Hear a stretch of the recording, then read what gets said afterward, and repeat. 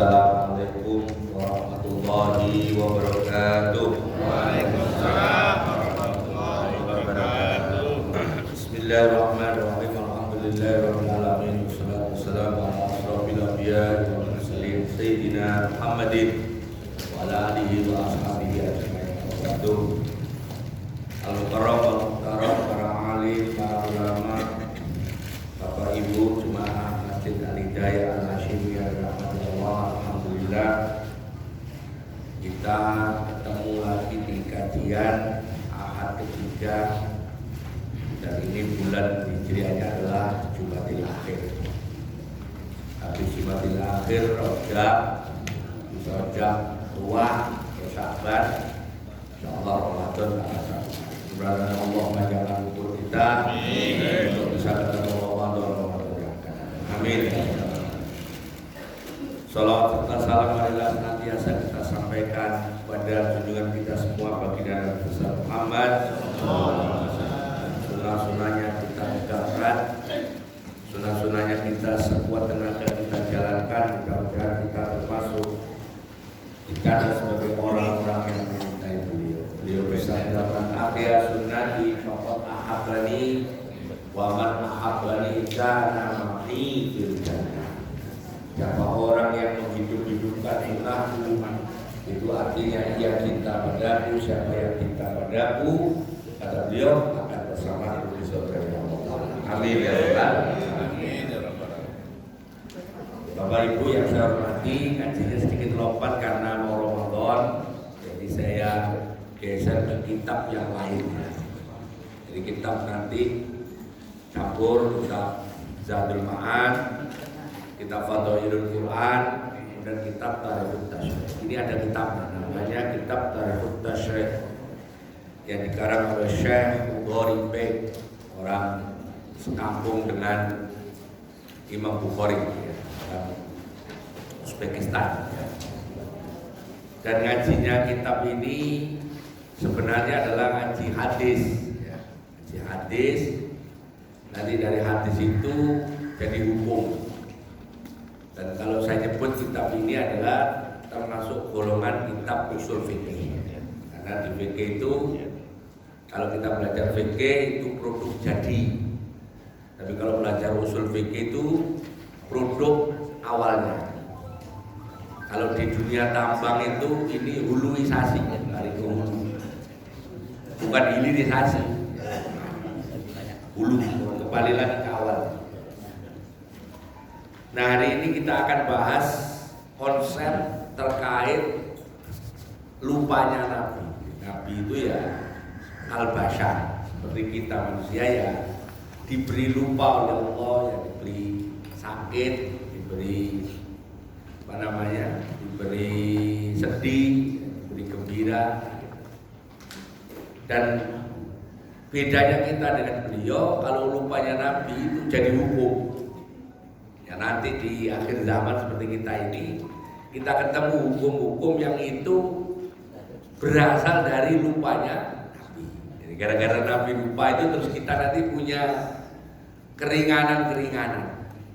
Jadi suatu saat akan saya bahas, misalnya nanti Ramadan, Bapak Ibu, misalnya malam ya sahur ya makan seperti biasa, siang-siang panas, buka kulkas, minum teh botol belum karena lupa, ya nggak apa-apa. Nanti begitu tadi. Ada nanti cerita-ceritanya, hadis-hadisnya. Termasuk hukum jenengan kesiangan sholat subuh atau apapun lah ya, kelupaan, nanti ada sholat qadha. Nabi pernah nanti jadi hukum. Nah, ini yang pertama ini mudah-mudahan Pak Tisna nggak ngalami. Itu Nabi itu sudah mau ngimami, ya mau ngimami. Begitu mau ngimami, keingetan beliau belum mandi junub. Cerita begini kalau ngaji ke ustaz lain jarang diomongin. Jadi saya cerita ini karena ilmu harus saya sampaikan. Jadi beliau itu mau ngimami. Rumahnya Nabi kan yang sampingnya, yang sekarang makam itu. Terus beliau ngimaminya di mihrab yang sampingnya mimbar. antara rumahku dan mihrabku adalah Raudhatul Jannah. Saya doakan yang belum ke sana bisa berangkat haji, berangkat umroh. Yang sudah berusaha ke sana, udah kangen, insya Allah ada rezeki bisa berangkat. Amin ya Allah. Jadi datang orang-orang udah ngumpul, udah berdiri semua. Bilal sudah iqomat, karena rumusnya Bilal itu iqomat kalau lihat Nabi keluar dari pintu rumahnya. Sunnah ini hilang, sunnah yang qomat Bilal itu. Makanya orang Indonesia nyebut yang qomat itu disebut Bilal, karena dulu yang iqomat namanya siapa? Bilal. Di sini Bilalnya malah imam, namanya si imam. Bilalnya imam, namanya itu imam. Makanya di tempat saya kegeran, ditanya siapa imamnya? Bilal, karena imamnya, nah imamnya makmum gitu. Tapi namanya memang namanya Tiwala. Begitu. Kalau kita imami berdasarkan ini, begitu bunyi baru koma. Bener nggak? Itu berarti ya. Kalau ada orang ngomong sama dengan Nabi, enggak. Saya sering diskusi sama yang kenceng-kenceng, yang gampang-gampang beda itu, coba di masjid-masjid itu yang kalau hadis teks ya bunyinya Bilal lihat Nabi keluar, koma. Kita ini bunyi titit, koma. Nah ini hadisnya mana? Nggak ada. Kalau di pondoknya Pak De saya dulu, Pak De saya keluar dari rumahnya, santri koma. Gitu. Ya gitu. Nah, rata-rata imam-imam di zaman dulu itu ya datanya terlambat. Kalau imam-imam sekarang, apalagi mau ceramah, sebelum tadi jam 1 udah di sini. Nah, Nabi itu terus di koma terus kan, belum mandi besar. Ya. Apa kata beliau? Ini. Ya. Fa'auma biyadi an makanakum thumma ja'a wa rasuhu yaqtu fasallabi. Jadi begitu beliau, kamu tetap aja di tempatmu. Ini hadis yang pertama, jemaah nunggu dengan berdiri. Di jemaahnya tidak dirubah sofnya. Terus beliau balik ke mana? Ke rumahnya mandi. Sahabat melihat ja'a wa rasuhu yaqtu. Apa? Bajunya airnya netes dari rambut. Ini juga sekaligus untuk mengkonfirmasi Nabi itu kalau sholat nggak pakai peci. Nabi itu kalau sholat nggak pakai peci. Lah sampai sama saya pakai peci itu siapa yang dulu? Kalau ada yang bertanya, terserah mau peci yang putih kayak Pak Tri, peci hitam yang kayak Pak Abah Asri. Abah saya yang punya pondok di lapangan golf. Saya hitam ini apa penyebabnya? Karena Rasulullah itu rambutnya ikal, kalau dipakai sujud rambutnya nggak jatuh nutupi dahi. Penyebab kita pakai peci itu karena kalau sujud ini jatuh gini, terus ketika sujud nutupin anggota sujud, dahi ini anggota sujud. Apabila 7 anggota sujud itu ketutup oleh sesuatu hail penghalang, maka sholatnya batal. Maka itu terus dikunci begini. Sholat begini. Lalu sholat pakai baju tapi begini, takut hati. Gitu loh. Nah, sampai pernah kan sering saya sampaikan, saya kan kalau pakai peci kan nggak pernah kan pakai peci putih. Saya pernah lihat pakai peci putih, karena nggak ada gunanya. Kalau itu kan ada gunanya untuk naruh akhlak putih itu nggak ada gunanya. Saya itu nggak pernah bawa dompet. Saya itu orang yang nggak pernah bawa dompet. Nah kalau misalnya beli bensin pakai iris, nggak pernah bawa cara. Saya sudah mulai zuhud, nggak doyan duit. Tapi nasi, soto ya. Duit nggak doyan, tapi soto doyan. Duit kok dimakan, duit itu untuk beli soto. Nah, itu ya, Nabi itu terkonfirmasi dari hadis ini nggak pakai haji. Makanya kalau debat-debat apakah itu niru Nabi? Ya niru Nabi itu dalam hal apa? Ya, dalam hal-hal yang pokok. Ya sholat, ya zakat itu yang pokok. Tapi hal-hal yang aksesoris itu sifatnya kontekstual. Nabi itu nggak perlu pakai peci karena apa? Rambutnya ikat, nggak lemes gitu. Dan Nabi kalau pakai sorban nggak di sini, enggak, ya di sini. Kalau kadang-kadang kalau ceramah ini saya putar balik begini. Kalau agak panjang melewati sini bawa gitar kayak sambil begini, nyari ujungnya gitar hilang. Ya, gitu. Hadis kedua, ya. Gara-gara itu terus beliau berkata, wa mana wa qala fi awwalihi faqabara wa qala fi akhir falamma qada salat qala innama ana basyarun wa inni kuntu junuban. Aku juga orang, aku juga junub. Manusia juga, beliau orang yang juga kadang junub.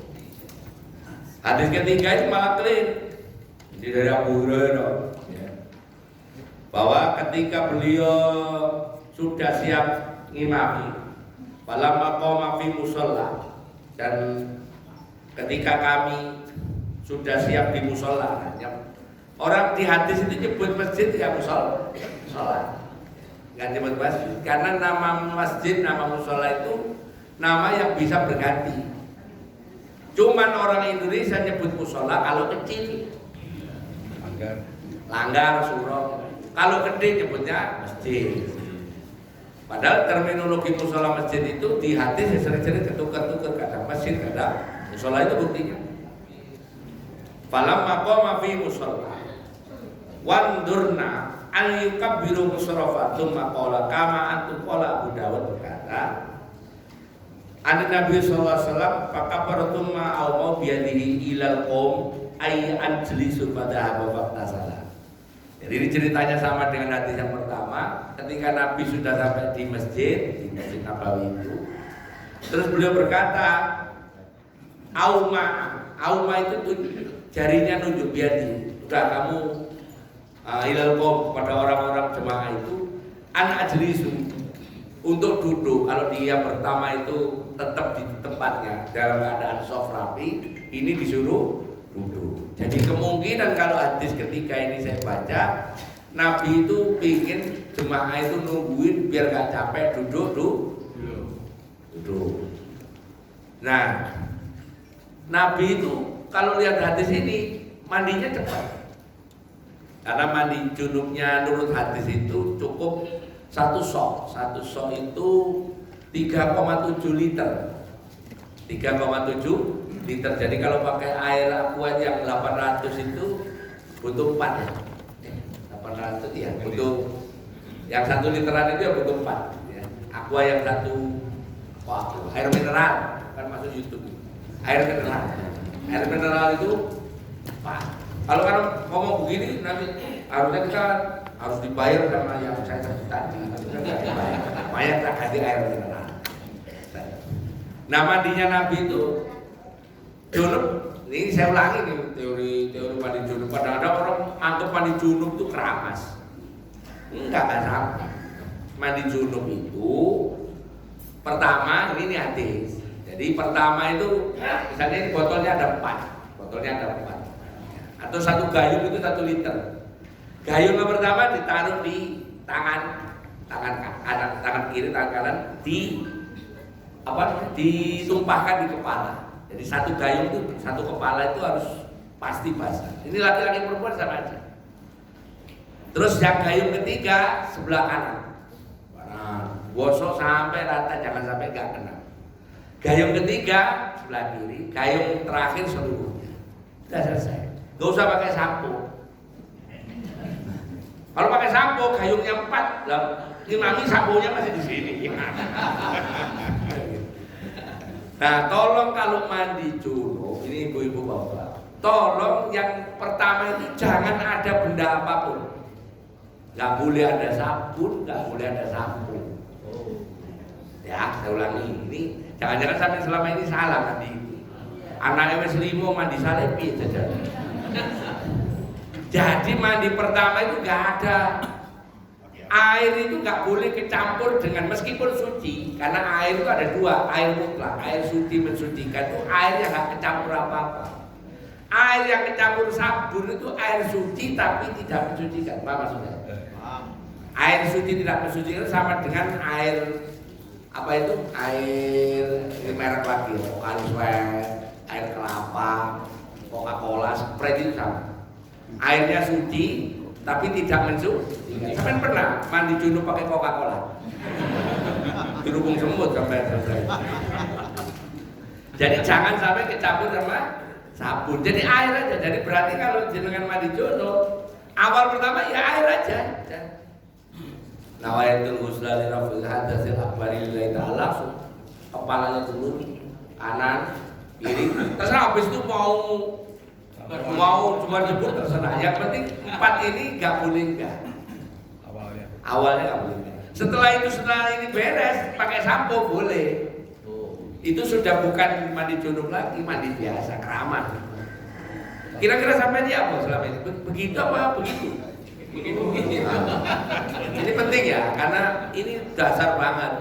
Sekali salah mandinya ya, sholat sampai salah, nggak diterima. Kalau masih junub ya nggak boleh baca Quran, nggak boleh buka Quran. Makruh makan, makruh jalan-jalan, masuk masjid nggak boleh. Kalau mandinya salah, ya gitu ya. Masuk. Makanya kalau sampean punya uang besok, beli tanah yang agak gede, rumah, bikin kamar di batas. Kamarnya sampai lantai 2 kasih perosotan. Kayak diancol gitu. Junub kedengaran adzan langsung nawatul ghusla orang jebol. Sah, mentas sudah boleh sholat. Ada yang pernah ke Jogja? Hotel yang depan kamar itu kolam renang Marriott. Saya kalau ke Jogja begitu, kalau ngajarin saya begitu. Junub langsung belum. Apa? Gampang junub iya sehat. Apa susah junubnya? Susah. Oh, jarang junub ya? Punya kolam udah luar. Punya kolam renang loh. Oh, punya kolam renang. Ya. Nah, ini mandinya. Ya, itu hadis yang ke-4 sama. Nah, pertanyaannya begini, pertanyaannya. Misalnya ini kejadian. Ini Nabi kejadiannya belum sholat ya. Kejadiannya belum. Misalnya, mohon maaf imam di sini Pak Tisna, udah selesai sholat subuh atau saya udah sampai sini sholat subuh, keingetan belum. Tapi ini saya udah mandi loh ya, jangan khawatir. Ini saya udah mandi, saya mandi dari pagi. Duduk kayak gara-gara beliau dari ngomong. Jadi misalnya sampai sini belum mandi. Nah, kira-kira hukumnya apa? Dan nggak mungkin imam ngomong ya belum mandi kan nggak mungkin. Malu berarti ya. Dan VK harus dihukumi, Apakah sholat makmumnya sekian ini akan sekian ratus sah apa enggak sholatnya? Harus dihukumi. VK itu boleh mengandaikan. Jadi VK itu boleh mengandaikan dengan dalil yang ada dari Quran hadis. Itu boleh mengandaikan sesuatu yang belum terjadi. Misalnya sesuatu yang belum terjadi itu gini. Ini di Amerika itu Elon Musk itu udah mau bikin pesawat mau ke Mars. Mars itu planet nomor berapa? Setelah bumi Mars ada Jupiter ya. Diperkirakan Mars itu gedenya kan 1,6 kali lebih gede dari bumi. Dan diperkirakan orang bisa tinggal di sana. Kalau nanti ada rekayasa bikin oksigen dan bagaimana. Nah misalnya di suatu saat orang-orang pindah ke sana. Itu kalau sholat ngadep kemana? Iya, mungkin belajar di bumi kok. Madep ke atas gitu, kosong. Itu enak. Atau nggak usah jauh-jauh lah, sampai pulang umroh. pulang umroh. Pulang umroh berarti pesawatnya dari mana? Dari barat ke timur. Masuk waktu sholat zuhur. Sampai sholat ngadep kemana? Oh, apa boleh? Di pesawat sholat ngadep ke belakang? Hah? Apa boleh? Kecuali di Saudi ada di belakang ada musola di Saudi. Di pesawat Saudi di belakang bisa ngadep ke ekornya. Enggak, ini naik Etihad, naik Garuda, naik Emirates gitu. Tetap ngadep ke timur. Sah nggak? Nah, dia ngomong sana enggak. Nah, itu kita bahas lagi di bab yang ini nanti kita lihat. Nah, ini misalnya ini imamnya sudah keburu imami sholat apapun, sholat fardu ya. Terus tahu keingetan bahwa sudah sholat tadi belum mandi dulu. Dibahas ya bahas. Bahasnya bagaimana? Itu yang kota-kota itu langsung ke lompat kota-kota. Kata madzhab Hanafi, maka sholat imam dan makmum batal semua. Makmumnya pun batal. Ini kan bahayanya kalau imam rodok gak kena itu kan gitu. Yang salah siapa, yang batal siapa. Makanya imam itu kalau madzhab Hanafi ini terkenal, dulu pernah saya sampaikan. Kata madzhab Hanafi, sholat yang pasti diterima itu sholat jamaah. Sholat yang pasti diterima adalah sholat jamaah. Tapi dengan catatan kalau imamnya benar. Jadi jangan kalau pakai teori ini sampai datang ke sini pakai madzhab Hanafi atau madzhab Syafi'i juga. Sampai sholat jamaah, sholat makmum pasti diterima. Yang sholatnya belum pasti diterima imam. Karena imam keliru, seluruh dosanya pindah ke imam. Makanya kadang-kadang saya kesini imam itu paksa kok saya. Nanggung dosanya orang segini semua, amplopnya tetap sama. Nah kalau masjid-masjid saya nggak berani, bener, kepaksa takut saya. Karena ya tadi itu, karena konsekuensinya kalau saya salah, seluruh kekeliruannya ke saya semua. Iya yang nanggung. Imam nanggung sholat yang makmum, jika imam batal semua. Itu Maliki apa katanya? Sholat makmum tetap sah. Jika imam lupa junubnya nggak sengaja. Ya, dia orang nggak mandi junub pasti nggak sengaja kan? Atau kalau tahu-tahu junub ngimami batal semua. Terus tahu junub, pernah sekali-kali ngimami sambil junub. Nggak ada imam untuk kedap. Dia batal semua. Tapi kalau ini kemungkinan sampai tetap selamat makmumnya. Imamnya nanti ngulangi. Sampai terus. Nah, Syafi'i ini yang agak rinci. Kalau misalnya makmum itu tahu saya junub, maka makmum itu harus gak usah ikut saya sholat. Misalnya saya tahu Pak Tri ini rumahnya sebelah sama saya. Tadi malam ribut berubah. Pak Tri yang dengerin saya, misalnya ini saya cerita aja ini. PK kan boleh begitu. Tahu-tahu, dengaran suara orang mandi. Tahu-tahu imami. Pak Tri meyakini saya imami dalam keadaan junub. Maka Pak Tri nggak usah sholat sama saya. Sementara Pak Abah Asri yang rumahnya jauh, bapak-bapak ikut aja nggak apa-apa. Yang nggak boleh cuma Pak Tri, karena Pak Tri yang tahu. Karena tidak tahu. Yang tidak tahu nggak apa-apa. Sama dengan imam di sini imami. Ini kan imami di sini ada 2 orang. Pas sujud kok kayak ada angin, tapi bau. Bukan wangi. Yang belakang ini bau jengkol. Padahal imam tadi baru makan sama saya makan jengkol. Kemungkinan imam betul. Maka imam makmum yang meyakini imamnya batal itu langsung mufaroqah. Tetap ikut tapi mufaroqah.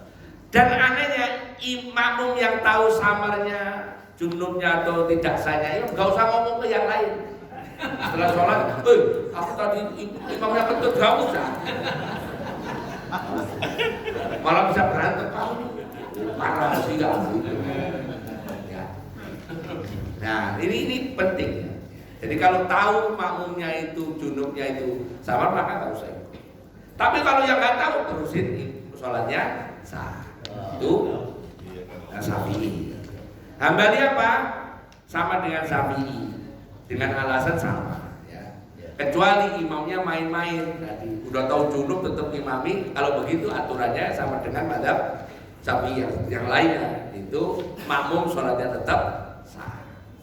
imamnya tetap batal. Dan imamnya ngulangi sholat subuh itu. Kalau masih ada ya langsung pulang tuh sholat lagi. Jadi besok-besok kalau ada orang imam itu buru-buru pulang nggak ceramah, ya kemungkinan belum mandi junub.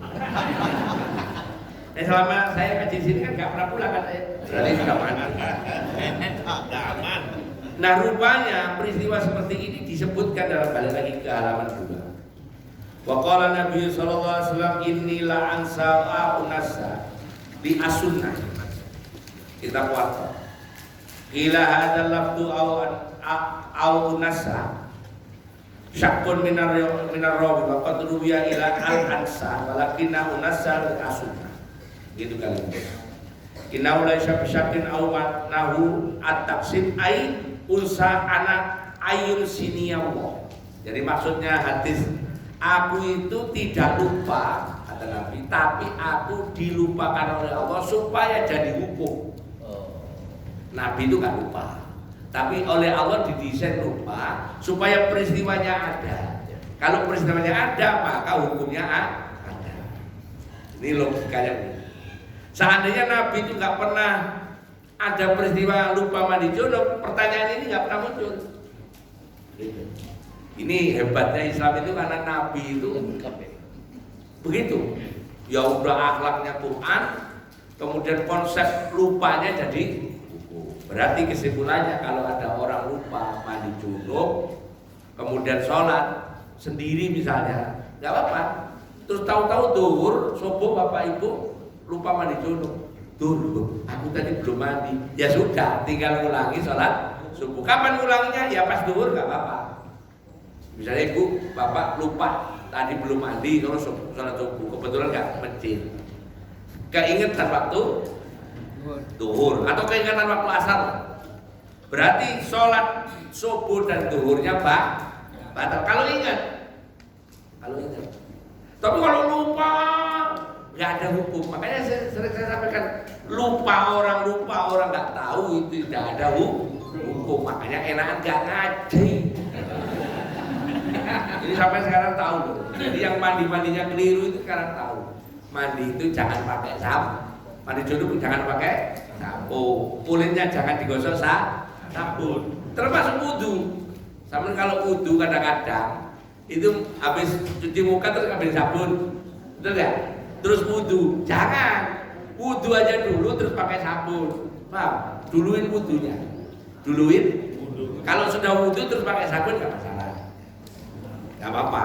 Kalau sampai wudu terus sampai sabunan itu belum wudu, karena air yang kena muka kita ada sabun kan, berarti jatuhnya air suci tidak mensuci. Sama kan? Itu yang ilmu begini sampai nggak boleh keliru. Biasanya nggak muka, cuci tangan pakai sabun. Pakai sabun masih ada sabunnya gini terus nawaitul wudu'a. Lo jangan. Berarti tangan sampean ada sabun. Nanti waktu dipakai ngusap muka, kepala, tangan, berarti airnya jadinya air suci tidak mensuci. Clear ya? Ini bab. Jadi Nabi itu dilupakan oleh Allah agar menjadi sunnah, agar menjadi hukum. Ini cerita sujud sahwi. Ini sering ini jadi hukum. Seandainya nggak ada peristiwa ini, nggak ada sujud sahwi, nggak ada ya ada sujud sahwi. Ingat ya, Nabi itu seumur hidup nggak pernah masbuk. Saya ulangi ya, Nabi seumur hidup nggak pernah masbuk. Kenapa? Karena Nabi seumur hidup jadi imam. Pernah hampir sekali, nanti ada di hadis belakang, hampir jadi makmum, masbuk pula. Pas tanggal 11 Rabiul Awal, hari Ahad, hari Minggu kayak gini. Nabi sakit sudah 3 bulan, kemudian hari Ahad tanggal 11 itu merasa nyaman, enak. Terus dipapah oleh Fadl bin Abbas sama Ali bin Abi Thalib, karena tahu orang-orang udah sholat nungguin. Dan dia minta dipapa setelah kedengeran Bilal qomat. Bilal qomat yang imami siapa? Pakai urut kacang kayak Abri zaman dulu. Kalau Nabi nggak ada, imamnya Abu Bakar. Kalau Abu Bakar nggak ada, Umar nggak ada, Utsman. Itu dipakai oleh Pak Harto dulu. Jenderal yang paling tua, kan itu wilayahnya jadi Pangdam. Dan gak ada yang lompat gitu kan. Nah, itu bikin ngiri kan. Nah, sekarang rame. Saya nggak sebut kalau ini masuk YouTube nanti kan ditutup wajahnya repot. Jadi Abu Bakar sudah Allahu Akbar dan takbir sudah baca Al-Fatihah. Kedengaran Abu Bakar itu ada orang di papan kan kelihatan. Itu menunjukkan bahwa sholat khusyuk itu tetap melihat. Apa saya? Sholat khusyuk itu melihat. Saya pernah ditegur. Saya kan kalau ceramah sering kan, misalnya ada orang, maaf, tahiyatnya tahu saya gini. Itu saya pakai ceramah. Kan terus ditegur orang. Lah Gus Arifin kok sholat kok masih bisa melihat? Lalu saya khusyuk ya tetap lihat, oh begini-begini tetap mau sebelah saya. Ya khusyuk ya khusyuk tetap lihat. Ya tetap terganggu saya. Ini orang dia tetap lihat. Abu Bakar begitu melihat Nabi Sallallahu Alaihi Wasallam di ya tahu, terus Nabi mundur, ditahan sama Nabi yang sambil dipapa. Mundur lagi, karena 3 kali tetap mundur itu maknanya Abu Bakar nggak mau imami kan ada Nabi oleh Fadl sama Sayyidina Ali ditaruh dilakukan diarahkan ke imaman yang di Raudhah. Tapi imaminya sambil duduk. Pertanyaannya, kalau imam sambil duduk, makmumnya duduk apa berdiri? Taunya di hadis bahwa waktu itu imam makmumnya tetap berdiri. Saya gitu, iya. Kalau apa salah karena memang ada keterbatasan nggak bisa berdiri, nggak bisa berdiri ketika ketika keadaan berdiri nggak apa-apa. Saya Abah Asri imami, Abah Asri duduk nggak apa-apa. Kami semua tetap berdiri. Kalau berdiri gitu nggak apa-apa. Karena ini dimuliakan kalau sholat ini kalau nggak diimami Pak Asri, misalnya kalau aku nggak imam tak tutup masjid ini misalnya ya. Bisa, artinya ya apa? Jadi hukum kan, tahunya makmum tetap berdiri gimana? Di hadis. Jadi nggak nebak-nebak. Jadi kalau dengan belajar fikih itu jangan pernah nebak-nebak. Kira-kira begini kan? Kalau nggak tahu bilang nggak tahu. Ya. Gus. Iya. Tambah dikit. Monggo. Itu banyak juga orang Ustaz juga ya. Habis wudu itu basah-basah. Basah-basah. Katanya untuk saksi dan di air. Air Ada hadisnya. Di hadis tentang wudu memang disunahkan air bekas wudu jangan dilem anduk. Karena setiap tetesannya air wudu itu jadi malaikat. Setiap malaikat yang minta ampun pada yang wudu. Gitu. Betul kan? Nanti saya bahas nanti bab apa hal-hal yang tersembunyi di wudu. Nanti ya, jangan kemana-mana.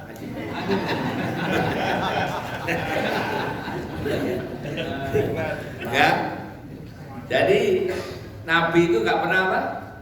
Masbuk. Makanya kalau ada orang putar nyuruh Nabi, halau itu masbuk terus. Sok-sok kan ada orang kan sok-sokan, putar harus nyuruh Nabi. Kemudian di sholat pasti masbuk. Kadang-kadang nggak jamaah itu. Ya, seperti itu aja kalau. Nah ini Nabi sholat duhur. Kemudian imma duhur wa imma asar, katanya antara sholat duhur sama asar. Kemudian fasalama fi rakaatain, kemudian beliau salam ketika masih 2 rakaat. Ini salam padahal masih 2 rakaat. Udah selesai, Nabi selesai salam, ada ke sahabat ngobrol. Secara teori sholat duhur atau asar 2 rakaat salam ngobrol ya belum selesai. Ya karena 4 rakaat jadi 2, sahabat-sahabat ya ring 1 itu harus para belum masuk. Dia nggak protes, jangan-jangan sholat duhur alhamdulillah jadi 2. Gitu.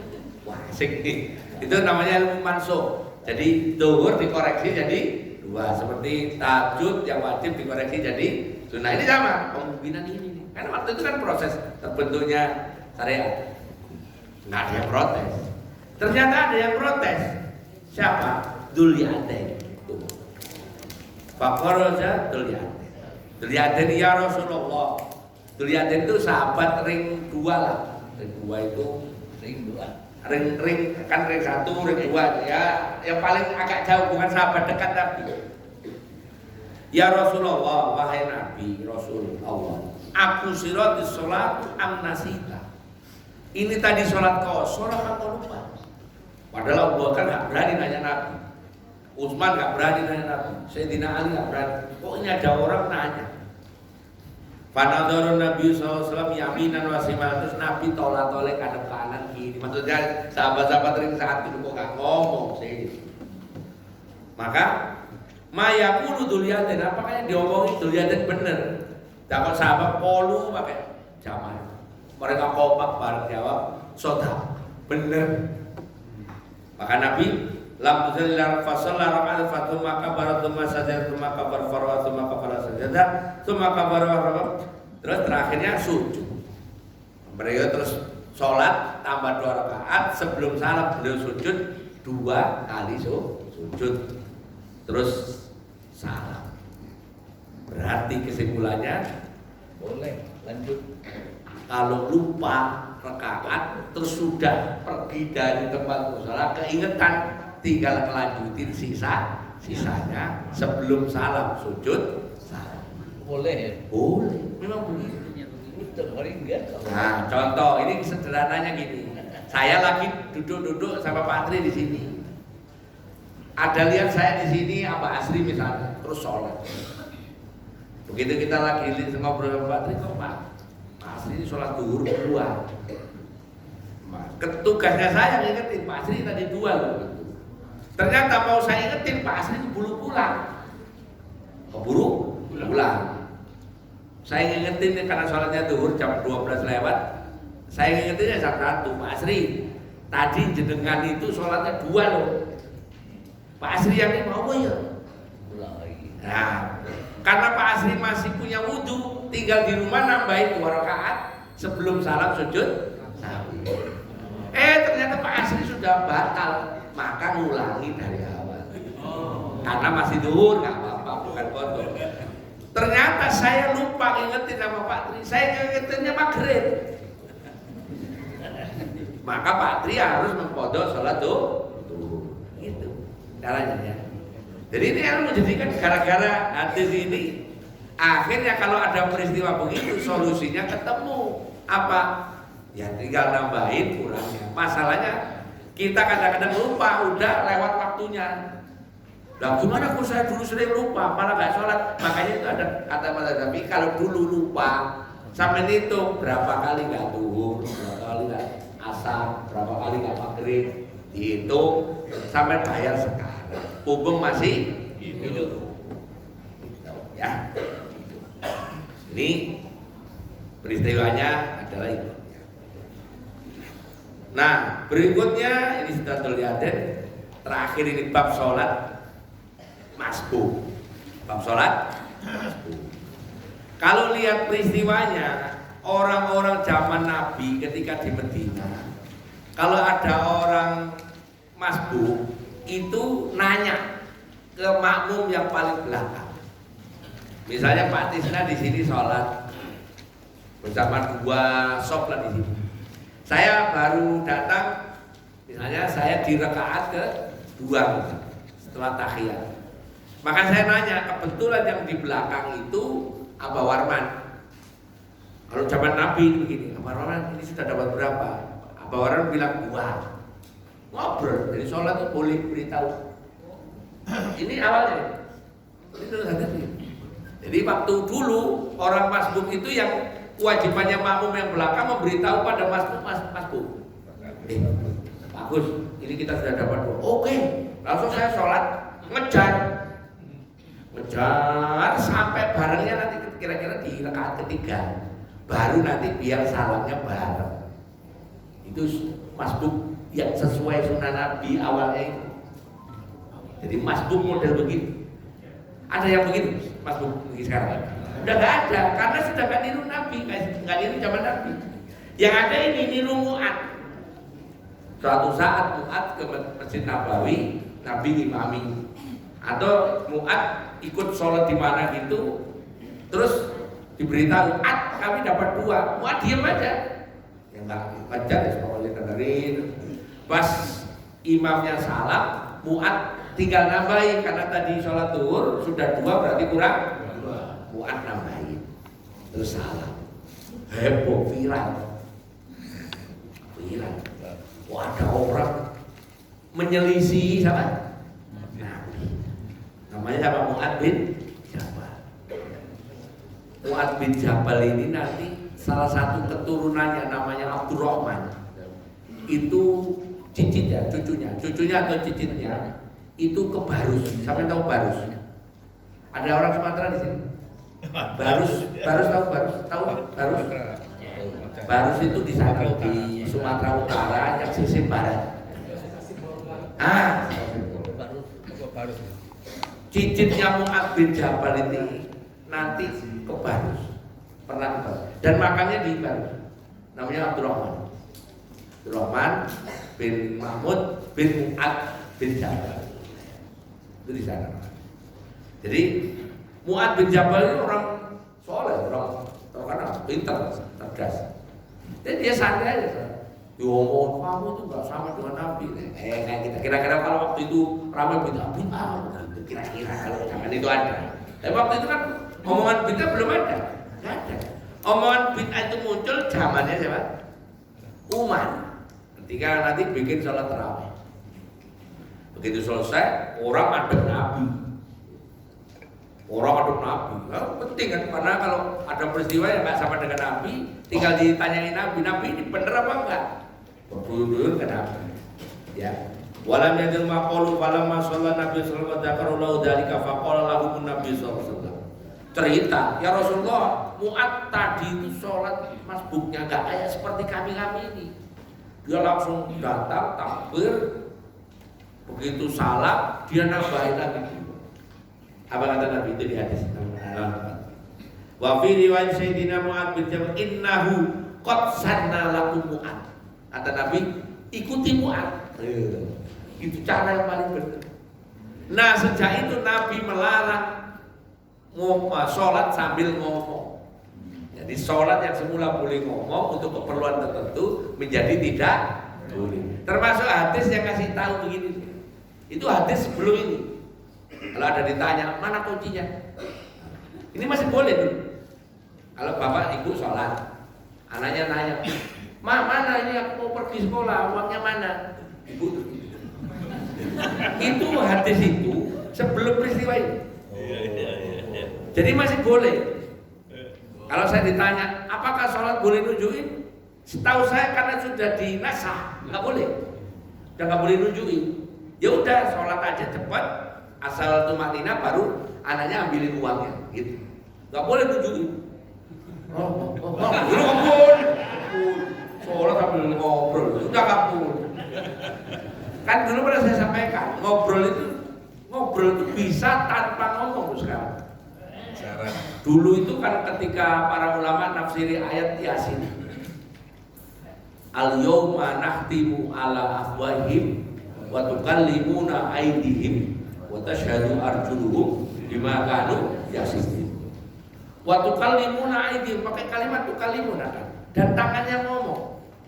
Dulu kalau saya belajar tafsir ke guru saya, ya tangannya ngomong. Enggak kebayang tangan so ngomong piye. Ternyata sekarang bisa tangan ngomong. Ayo. Misalnya Pak Tri ini amplopnya saya hitung kurang. Misalnya enggak ngomong. Bener bisa. Saya kan mulut saya ngomong tapi sambil WA bisa kan? Dia ngomong. Sekarang berarti hukumnya sekarang berubah. Bab ngomong sholat sama dengan tangan. Misalnya sampai sholat, yang punya duduk LGDM tertib LGS sholat. Lu sholat kok lihat makanya cananya monyok. Itu batal sholat. Batal sholat. Kan gak ngomong. Yang ngomong siapa? Tangan. Bisa kan? Bisa aja. Apa? Menjawab salam. Iya sama. Menjawab assalamualaikum. Waalaikumsalam. Batal. Ting-ting baru. Berhenti itu 3355. Diam aja dia. Oh itu mandiri kan gak bisa dibalas. Enggak, artinya gini tuh. Quran itu ternyata benar. Ya, benar betul memang kayak. Jadi waktu kalimat ini ngomong sekarang. Jadi kalau saya bawa ke hadis yang tadi, dulu ada hadis, ada orang hadis nunjukin ini, itu hadis itu sebelum hadis tadi. Jadi kan kalau belajar Quran, belajar hadis itu kan diurut. Misalnya kalau di Quran namanya tartib nuzul. Turunnya mana ayat surat duluan ya. Al-Alaq, Al-Mudaththir, Al-Muzammil gitu kan. Nah, nanti setiap surat itu kan ada hukumnya. Maka yang ditaruh terakhir adalah surat terakhir. Itu hukum yang sudah jadi. Itu namanya nasikh mansukh. Kalau di hadis juga nama penyebab turun namanya asbabul wurud. Kalau di Quran asbabul nuzul. Kalau di hadis asbabul wurud. Sama. Nah, kalau begitu ini Mu'adz bin Jabal bener akhirnya nggak boleh ngomong. Termasuk batuk atau dehem kan pernah saya sampaikan. Dehem itu bisa dianggap ngomong kalau dan bisa batal. Kan pernah saya sampaikan. Saya ulangi ya. Kan misalnya Pak Abah Warman kalau minta kopi itu ya. Kalau minta teh kopi susu misalnya kopi susu yang hangat kalau ada hangatnya ada hujan-hujan, aduh kemarin hujan seharian tuh Bu Warman, papanya anak-anak mana nih mau teh mau kopi begitu. Pak Warman denger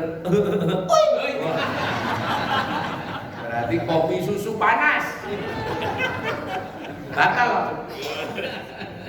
Lah kok sini batuk betulan, kalau batuk betulan sampai ngiklik nggak apa-apa, sampai badannya sampai apa bergerak nggak apa-apa, karena itu batuk betulan.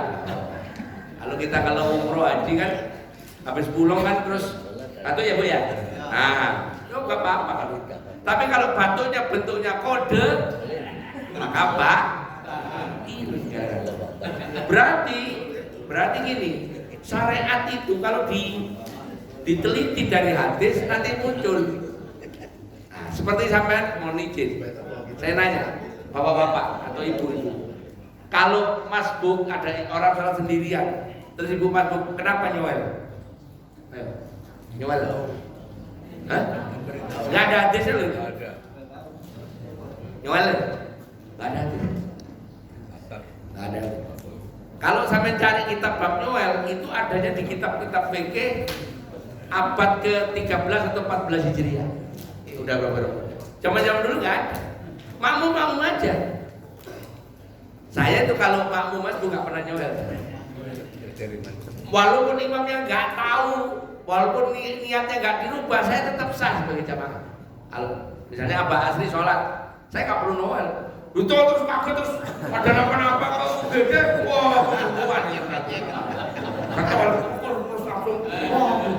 Misalnya, pernah sakit jantung, kaget. Geblak pembunuhan berencana asal repot. Udah jangan dicowel, biarin aja, udah salah. Mau imam mau rubah niat tadinya munfarid, nggak usah ditanya, udah sang makmumnya sah. Karena hukum bermakmum meskipun imamnya tidak merubah niat tetap sah. Nggak usah nyowel. Takutnya nyowel, imamnya kaget. Begini begitu terus ringnya copot yang bisa jantung mati. Tahu-tahu terus orang mau ditangkap kan? Kalau baju oranye kan salah. Orang jatuh. Apa? Orang jatuh di sholat. Harus ditolongin kali itu. Itu namanya keadaan musawwih, beda lagi. Ada 5 keadaan musawwih yang dulu masih ingat ya. Misalnya di sini kalau sampai ke rumah saya di Pendora itu, masjid saya itu sampingnya itu kali Geraha itu, saluran air. Suatu saat ini ada jemaah yang saya nggak tahu karena saya di atas. Ini kan jemaah meluber sampai jalan yang sebelah luar. Kan di Geraha itu nggak tahu di tempatnya jenengan ada yang tukang kerupuk orang buta itu, yang nendang kerupuk. Yang namanya orang buta mungkin waktunya sholat Jumat ya nggak tahu. Jadi udah sholat Jumat, sholat. Ini ramainya setelah selesai kan, setelah dikonfirmasi saya anggap orang ini sudah ngaji. Jadi miring mau masuk ke kali. Menurut perkiraan orang ini kalau nggak ditolongin akan nyeblok maka orang ini lari menyelamatkan. Batal sholat Jumat, enggak apa-apa. Terus diganti sholat duhur. Rame terus kebetulan saya di atas, kebetulan saya juga nggak khutbah, nggak ngimami. Gimana nih Gus? Orang ini alim. Orang ini alim. Anak biru. Dia tinggal ganti sholat duhur. Karena menyelamatkannya nyawa. Itu musawwih yang pertama, menyelamatkan orang. Yang kedua, nungguin orang mati, orang mau mati. Misalnya begitu jenengan sholat kedengeran ada orang nazar, udah tinggal aja nungguin apa? Tujuannya apa? Nalkin. Kalau salat sampai kan bisa kodok. Kalau orang ini nalkin, kalau bablas kan bablas. Itu nggak apa-apa. Nah, yang ketiga musawwih berikutnya, orang boleh batalkan sholat kalau ada bahaya. Misalnya mau sholat kobra bengok, ya udah bubar aja. Kalau perlu ngambil seru, kobranya gitu ya.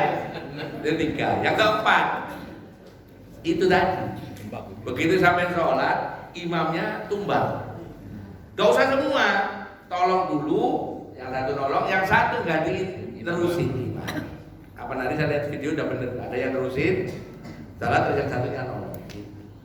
Gak usah bubar semua. Yang terakhir itu kalau nggak salah, kalau ada gempa batalin aja. Suara tuh goyang-goyang bubar. Gitu ya, itu boleh kan? Clear. Nah ini, berarti cara Mu'ad memulai sholat dengan cara masbuk seperti itu perkara baru. Nabi nggak pernah ngajak, Nabi juga nggak pernah bilang bid'ah sama Mu'ad. Malah disuruh apa? Sanna lakum Mu'ad, ikuti caranya Mu'ad. Seandainya Nabi Tasik Sugeng sekarang masih hidup ya, kalau kita debat bid'ah ya ketawa. Orang-orang kadang-kadang rasa rublas gitu, kira-kira gitu. Makanya terus sampai saya ajak ngaji sama saya ini, mikirnya harus agak lebar, ya, tambah pengetahuan. Jangan sampai kita hanya tahu sini terus menghukumi yang sini yang ilmunya banyak. Makanya sering saya pengen ngaji itu yang jago, kitabnya yang, kopinya yang. Kalau jauh berarti gurunya banyak. Oh guru sana ngomong ini. Nanti suatu saat ketemu orang sholat masbuk Noel boleh, nggak apa-apa. Tapi sama udah tahu bahwa itu nggak ada hadisnya. Itu pendapat, nggak apa-apa. Oh kata Ustaz saya Gus, kalau makmum masbuk harus Noel supaya dia berubah apa? Lihat dia nggak apa-apa. Ada bukunya itu ada. Cuma saya sampaikan itu nggak ada hadis. Seandainya saya bermasbuk tanpa imamnya nggak tahu juga nggak apa-apa. Berarti ibu-ibu kalau mau masbuk aja, nggak usah. Hei, aku ikut ya. Nggak usah. Marah imamnya. Ih, suaranya merdu sekali. Batal malah. Di kantor ya. Saya sering, saya sholat di kantor. Dan di kantor gitu, saya sholat terus saya sholat sendirian gitu biasanya karena telat gitu nggak terjawab. Ada gitu. Ya cakep ya, ini belum mati. Soalnya ngomong, Pak Gus, aku sholat ikut. Belum masalah. Malah repot. Nggak jadi sholat. Ya. Clear, silakan. Nah, waktunya tanya jawab mau apa?